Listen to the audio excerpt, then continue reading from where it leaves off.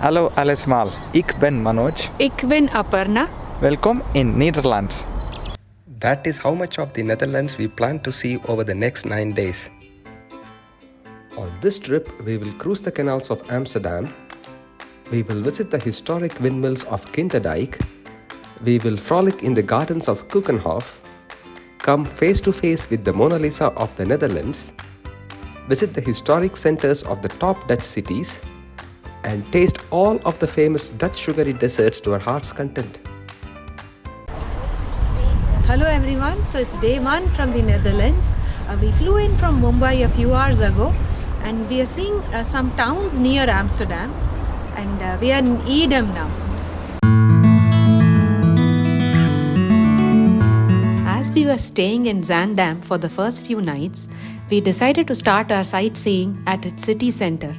The tiny Zaandam packs in an array of buildings with the unique architecture, merging the traditional blue-green facades with a quirky modern design. The iconic example of this architecture is this Intel Hotel, a very popular Instagram point.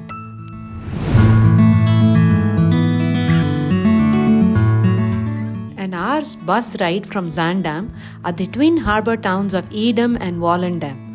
It was our first encounter with the famed canals of the Netherlands, and the canals of these two towns are indeed very pretty. The town of Edam is also known for its cheese, which goes by the same name, and we were able to taste it before the shop closed.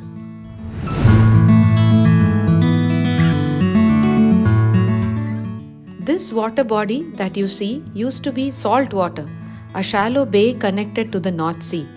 A dike was constructed in 1932, turning this into an inland freshwater lake. This hotel in Zaandam is the closest hotel to Amsterdam that we could find, which had private rooms for under €200 a night. This is our hotel room in Zaandam. Small room but clean. And a small toilet.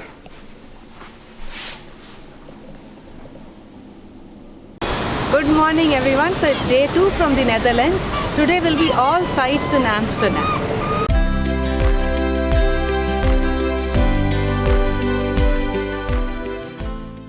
All these Dutch cities whose names end in dam were founded around an actual dam. Edam was founded around the dam on the E River, Zaandam around the dam on the Zaan River, and Amsterdam around the dam on the Amstel River. These famous canals of Amsterdam were all dug in the 17th century, and these posh canal houses also went up around the same time. These houses are thin because they were taxed based on the facade width. Amsterdam has more than 100 kilometers of canals, about 90 islands and 1500 bridges. Our first stop for the day was at the Rijksmuseum. This building and the Amsterdam Central Station were designed by Piach Kuipers. The museum was originally built in 1885, but went through a decade-long restoration recently. The long restoration time was due to Amsterdam bikers insisting on being able to ride right through the museum into the city, and the designers had to comply. The top 5 paintings of Rijks, in our opinion, would be Jan Steen's self-portrait, Johannes Vermeer's Milkmaid, Rembrandt's Jewish Bride, Syndics of the Drapers Guild, and of course his famous Night Watch. Apart from the paintings, Rijksmuseum also has a wonderful Delftware collection, a fine library, and a garden with cherry blossoms in full bloom. In the afternoon, we headed to the Royal Palace. This was built as a city hall in 1655. Napoleon converted this to a palace after he took over the country. The Dutch royal house continued to use it as their residence. The central hall of the palace is very impressive. Videography isn't allowed on the inside. Adam Tower is the leftmost building seen here. It offers the best panoramic view of Amsterdam and is right across the channel from the Amsterdam Central Station. A short ferry ride gets you back and forth from the station. There is an observatory and a swing at a height of 100 meters. Built as the highest swing in Europe, it does push you over the edge. We did try it and held on to it long enough for this picture to be taken. This is 100% real. No Photoshop. Good morning, guys. So it's day 3 from the Netherlands. Today we are seeing few sites close to Amsterdam. The first one being Schans.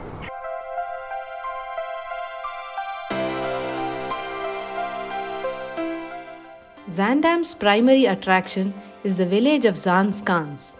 It is famous for its collection of windmills and wooden houses which were all relocated here during the 1960s from all around the region. These buildings and windmills are outdoors and can be accessed for free round the clock. If you just want to see these buildings from the outside, you can get here at dawn and have the place to yourself and enjoy the colorful reflections that they make on the nearby ponds in complete solitude. About an hour on the train brought us to Haarlem. It was the Dutch who colonized the Manhattan region of the United States, and they found 2 towns there and named it after the ones back home, Amsterdam and Haarlem. They had to hand these 2 Manhattan towns over to the British after the Second Anglo-Dutch War, and the British promptly renamed New Amsterdam as New York, and Haarlem in the US kept its name and is now a neighborhood in Upper Manhattan. The top site in Dutch Haarlem is its main church. It was a Catholic church when built in 1307, which was converted to a Protestant church in 1578. In Protestant churches, the main attraction is the organ and not the altarpiece. The organ here was once played by the likes of Handel and Mozart. Haarlem also has a top science and art museum called the Taylor's Museum. Established in 1778, it houses a giant electrostatic generator from the 18th century. About an hour east of Haarlem is the Muiden Castle.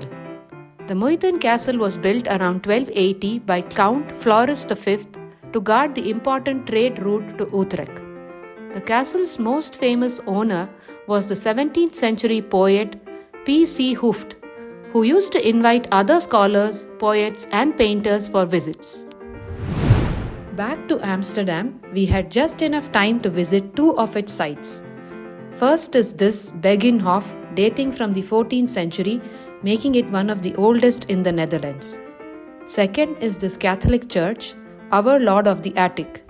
When Netherlands became Protestant in the 17th century, a canal house was converted to a church where the Catholics and other religious minorities could pray in secrecy. Good morning, guys. So it's day 4 from the Netherlands. We'll be seeing Van Gogh Museum today and then some more small towns near Amsterdam. We started the day at the second most important art museum in Amsterdam, the one dedicated to one of the stalwarts of post-impressionism, Vincent van Gogh. All his signature paintings were there: sunflowers, irises, almond blossoms, wheat fields, and the bedroom in Arles. After a couple of hours moved by his paintings and more by his life, we decided to get away from Amsterdam and check out a couple of Dutch towns famous for their city gates. 45 minutes southeast of Amsterdam is Amersfoort. Amersfoort constructed its medieval wall between 1380 and 1450. This city gate was built in 1425 as a part of that construction. This is a combined land-cum-water gate controlling the influx on both the fronts. An hour and a half northeast of Amersfoort is Kampen. Kampen has one of the best preserved medieval city centers in the Netherlands. 3 of the original 15th century gates are still standing and are in a very good state of preservation. They are quite grand and very photogenic. The city's main Gothic church dates from the 15th century. Good morning, everyone. So it's day 5 from the Netherlands. We are in Leiden this morning, and next we are going to see The Hague. Leiden is located about half an hour southwest of Amsterdam. Leiden played an important role in the famous 80 Years' War. That is the war that led to the Dutch independence from the Habsburg Spain. How the siege of Leiden was broken by breaking the dikes and flooding the countryside so that the city could access the sea is stuff of legends. In return for its troubles, William of Orange gave Leiden the nation's first university, whose alumni list include the likes of Johannes Dietrich van der Waals, Christian Huygens, and Hendrik Antoine Lorentz. For dumb tourists like us who still wonder why the sky is blue, there are Molen de Valk, a tower mill dating from the early 1600s, Museum de Lakenhal, housing works from the Dutch Golden Age, and an assortment of historic churches. Leiden is also the hometown of the Dutch master Jan Steen, and this year he turns 400. To celebrate the event, his paintings that would usually be ensconced at the Rijks was loaned to Lakenhal, and we were able to see all his great works displayed in a single room. Among the churches, the most noteworthy is this Peter's Kirk, the church where the pilgrims would pray for one last time before setting on a long one-way voyage to the Americas. One such pilgrim was the ancestor of the Bush family. The Hague is just 10-minute train ride south of Leiden. Amsterdam is the constitutional capital of the Netherlands. The administrative capital has always been at The Hague. The Hague is also where the famous Peace Palace is located. That is the headquarters of the Permanent Court of Arbitration and the International Court of Justice. The Hague also has the nation's oldest covered arcade. Named as the Passage, it opened its gates to the public in 1885. Hague also houses this impressive Mesdag panorama, created by a little-known marine painter Hendrik William Mesdag. This massive circular painting is 120 meters in circumference and 14 meters in height. None of this is why we came to The Hague. We came here to visit this Maurits House Museum. This houses one of the greatest works of art. People rush here to see this, The Girl with the Pearl Earring by Johannes Vermeer. This is an astonishing piece of work, worth braving the crowd. This is our hotel for the next 3 nights, the usual in Rotterdam. Very nice hotel, centrally located. Our hotel room in Rotterdam. Nice room, very clean room. And a very clean toilet.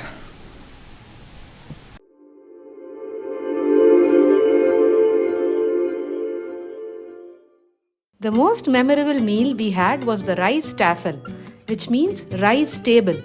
It was invented in Indonesia during the colonial times.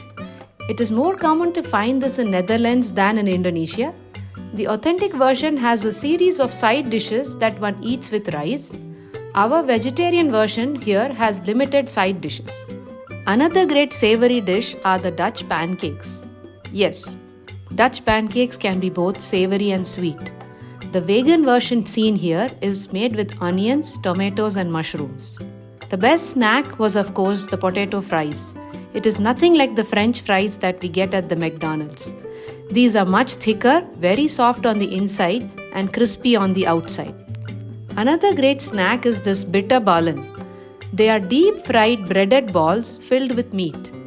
The vegan version seen here has mushroom filling. They are always served with mustard chutney. Of course, no food report is complete without mentioning the Dutch cheese. Edam and Gouda were the new varieties we tried and we liked them both. Among the desserts, our favorites were the stroopwafel, which are 2 layers of sweet baked dough held together by a syrup filling. Fly, which are traditional Dutch pies made of cherries or crumbled butter or custard. Puffer jets, which are these fluffy pancakes topped with powdered sugar. These pepper-nut Dutch cookies are traditionally made and consumed during Christmas time. And finally, the most recommended one, the apple pie at the Winkel 43. We did try the apple pie in one other place and it really paled in comparison to the Winkel one. Good morning everyone. So it's day 6 from the Netherlands. We are in Kinderdijk today.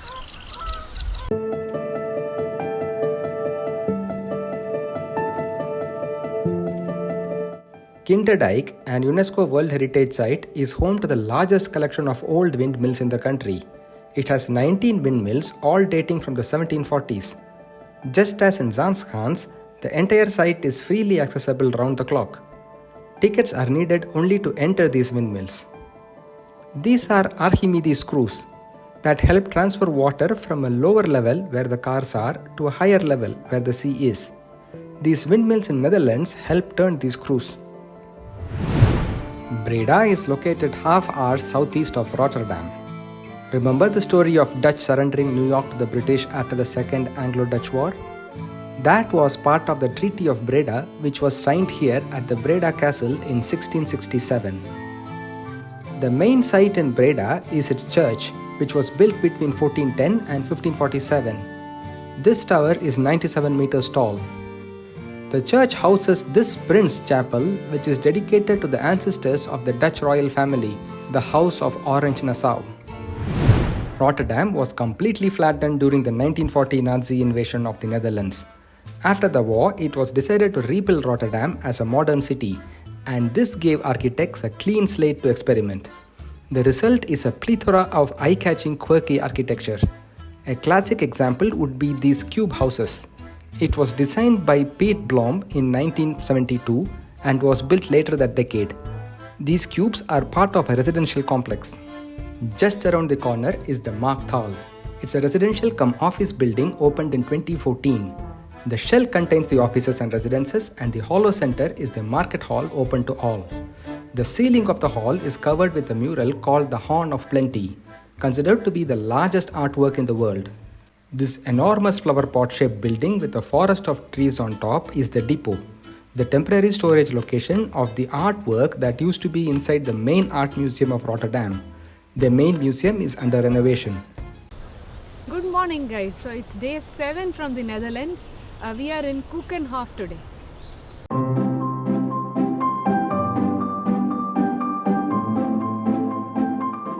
Keukenhof is the #1 tourist attraction in all of the Netherlands and the only one we knew about the country before doing any research. The name literally means kitchen garden in Dutch, as it was one for the Tellingen Castle. In 1949, it was converted into a park by a group of local bulb growers to showcase their products, and they opened it to the general public the following year. In 1980, Bollywood landed here and shot that famous song for the movie Silsila, and Keukenhof tulips became a household name in India. The garden receives close to 1.5 million visitors every year, which works out to be about 750,000 per month. That is because the gardens are open only for 2 months a year, from mid-March to mid-May. If you were attentive enough, you would have noticed that my red handbag is now brown. I bought this new brown handbag at the Passage at The Hague. The city of Delft is located an hour south of Keukenhof. Delft is well known for its fine blue-colored pottery called Delftware. The city became famous after William of Orange took up residence here in 1572.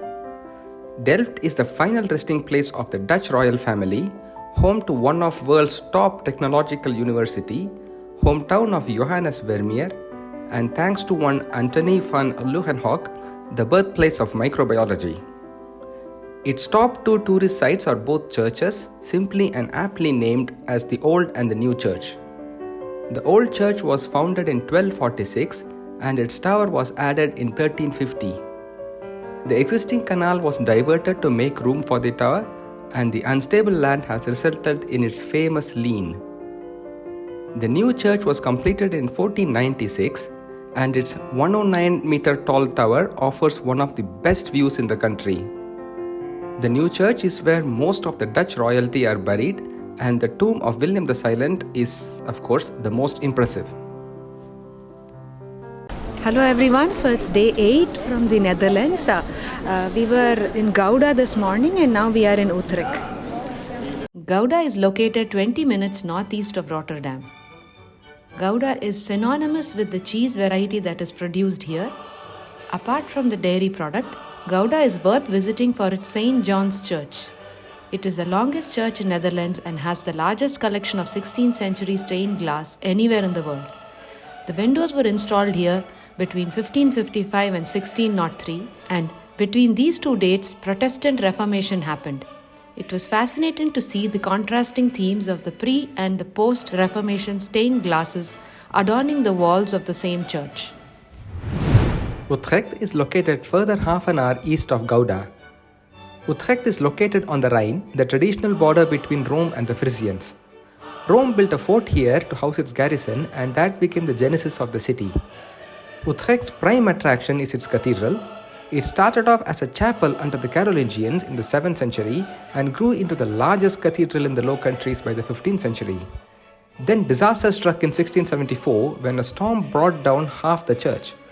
It was decided not to rebuild the cathedral, and hence its tower now stands detached from the rest of the cathedral. The cathedral tower is 112 meters high and is the tallest tower in the Netherlands. If you are up to it, you can climb up the 465 steps to the top for a fantastic view. The Haar Castle is located on the outskirts of Utrecht. It was originally built in 1391, but all of what you see today is from the restoration done between 1892 and 1912. The restoration was done by the same architect who designed the Rijksmuseum, and he has done a fabulous job. The castle looks straight out of a fairy tale from the outside and is stunning from the inside. It is now the largest castle in all of the Netherlands.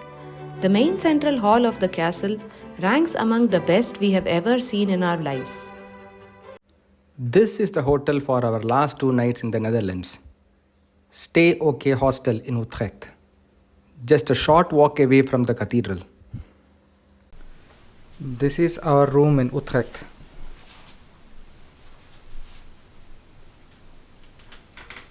This is the toilet. Reasonably big room and toilet. Good morning, guys. So it's the last day from the Netherlands. We are seeing a few towns today in the southern part. The first one being Maastricht. Maastricht is located at the southern tip of the Netherlands, 2 hours south of Utrecht via Den Bosch. Romans arrived here in the 1st century AD and built the first bridge across the Maas River, and that bridge gave the city its name. This 13th century stone bridge has now replaced that original Roman bridge. Maastricht was where the 1992 treaty was signed, which led to the formation of the EU and the unified currency. We came all the way here to visit 4 churches. First is this Basilica of Saint Servatius, built on top of the grave of a 4th century saint. Most of what you see dates from the 12th century. The highlight is the spectacular south portal. The second is the Basilica of Our Lady. Yes, Maastricht has 2 basilicas. It is a 11th century Romanesque church dedicated to Our Lady Star of the Sea. The third is the St. John's Church, whose 43-meter tower can be climbed for the best views in town. And finally, this 13th century Dominican church, which has been converted to a modern bookstore. You can order a cappuccino, find a cozy corner, and browse travel guides, and when bored, look up to see fading medieval frescoes. These Dutch sure know how to live a good life. Our final stop of the trip is this town whose name has punctuations in it. We tourists just call it Den Bosch. The original name means Duke's Forest. Den Bosch is the hometown of the famous 15th century painter Hieronymus Bosch. A 100-year-old church was converted to an art center and houses copies of his paintings, including his most famous, The Garden of Earthly Delights. Den Bosch houses the finest Gothic cathedral in all of the Netherlands. It is the textbook example of Brabantine Gothic, a style that originated in these Low Countries in the 13th century. Most of the churches that you have seen in this video are of this style. That ends our trip to the Netherlands, and now Aparna will go through the top 10 sites of the trip. At number 10, the city of Maastricht. At number 9, the gates of Kampen. At number 8, the Haar Castle. At number 7, the city of Delft. At number 6, Zaanse. At number 5, the city of Leiden. At number 4, the city of Rotterdam. At number 3, the canals of Amsterdam. At number 2, the windmills of Kinderdijk. And finally at number 1, the Keukenhof tulip gardens. Okay, Aparna, what's your best memory of the trip? My best memory would be walking around the tulips in Keukenhof. That's it, folks. Until we say hi from some other part of the world, tschüss! Bye bye.